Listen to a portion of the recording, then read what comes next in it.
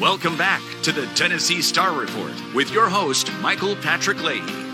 6:19 a.m. We are joined now on the Newsmaker line by Glenn Jacobs, Mayor of Knox County and the state chair for U.S. term limits. Good morning, Mayor Jacobs. Hey, Michael, how are you this morning? Well, we're delighted to have you on. I think you've been on our program a couple times before to talk about politics in general. Now, you just became the state chairman for U.S. term limits. Tell us why you've chosen to accept this responsibility and why it's important.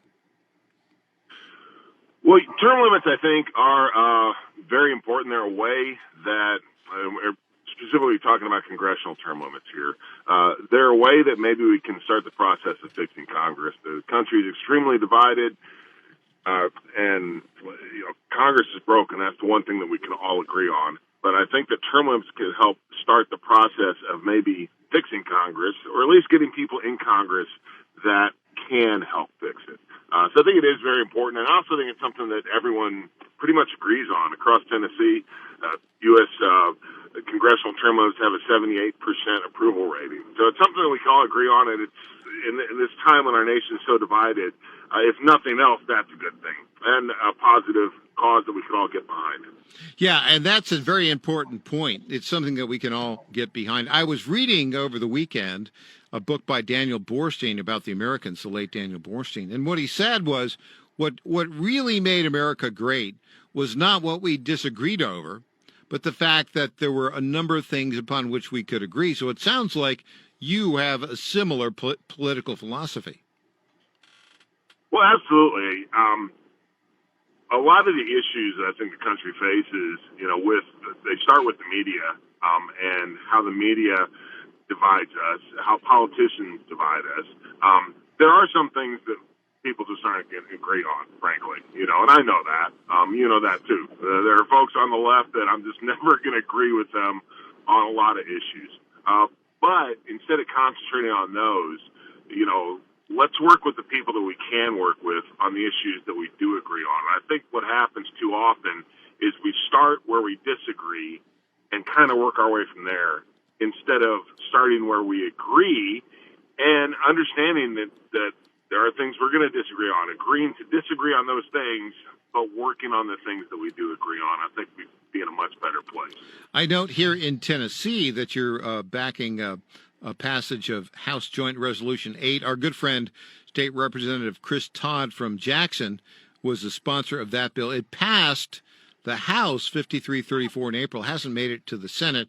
It's going to come back in January when the Tennessee General Assembly reconvenes. Will you be coming into Nashville and to speak before the Tennessee General Assembly in support of that resolution?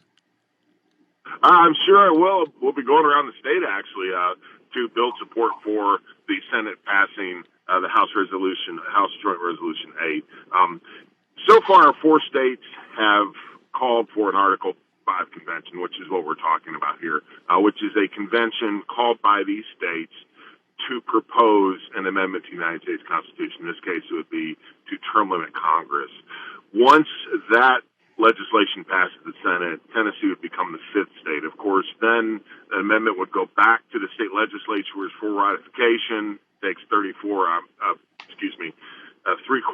of the state legislatures voting affirmatively to ratify that. It's about 38 of them.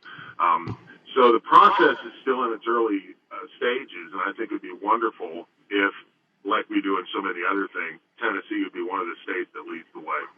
Now, when you come to Nashville next time to promote this resolution, will you come in studio? We'll get a big extra chair, right, so that you can fit into it, right? Because you're 6'9"? On a good day, I'm 5'9.5", right? So you're a little taller than I am.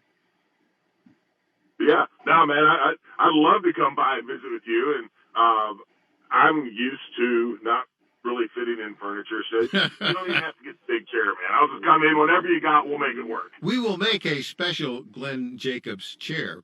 By the way, we're very interested in your transition from being a professional wrestler to being a politician. Some would say there's not that much difference between those two occupations. I would actually disagree with that. There is a lot that the two have in common, and I think that's really true of anything. You know, politics is everywhere in human relations, right? Anything that we do, if it involves more than me, if it involves me and you and someone else, it becomes political. And it's the same in WWE. I had to deal with a lot of backstage politics. How do you get things done? How can you persuade people that your way is the right way? How do you build influence among people? And that's really what politics is all about. A little bit different in government, but nevertheless, it's really about that human interpersonal relationship aspect of it. And then of course in WWE, I took a lot of physical abuse, and now in government, I take a lot of verbal and mental abuse. So you have that too. Now, we're talking with Mayor Glenn Jacobs of Knox County, the state chair for U.S. term limits. Mayor Jacobs, where did I don't know that much about your backstory. Where did you grow up? I was actually born in Madrid, Spain. My dad was in the United States Air Force. I was born on Torrejon Air Base in Madrid. Shortly thereafter, my folks came back to the States. I grew up about an hour and a half north of St. Louis on a farm 5 miles outside of a town of 350 people. A lot like what we see here in East Tennessee in some places. You know, good people that worked hard. Of course, with my parents, instilled a work ethic in me and a love of America. My dad is a 21-year military veteran. He served on the USS Antietam in the Navy during the Korean War, then switched services and was a loadmaster on the C-130s, the big cargo planes, during Vietnam. I ended up going to Truman State University on a basketball scholarship, switched to play football, had a career-ending knee injury, and that's when I got into professional wrestling, moved to East Tennessee in 1995. I think this is the greatest place in the world to live. I love it here and don't ever want to leave. Now, you grew up an hour north of St. Louis. How far were you from Hannibal, Missouri, the home of Mark Twain? Yeah, Hannibal was about 20 minutes. It was it was the big town in my area. That was a place where you go to, actually at the time that was the only Walmart. So Hannibal played a pretty big role in my life.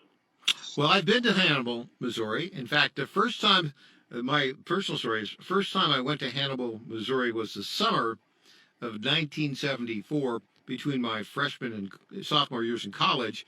I decided it would be cool to try to hitchhike across the country. Hannibal was as far west as I made it. I went from New York to Hannibal. I didn't have any. I had $10 in my pocket, something like that. And I got to stay overnight at the Catholic church there. The priest had pity on me, and I stayed. And the deal was I had to sing for my supper, literally sing for my supper. There were a bunch of nuns there over dinner, and I was in a singing group, and I sang for my supper, literally. But I had great memories of Hannibal, Missouri. Hey, can you stick through us? Stick through the break with us, Mayor Jacobs? Yes, sir. Great.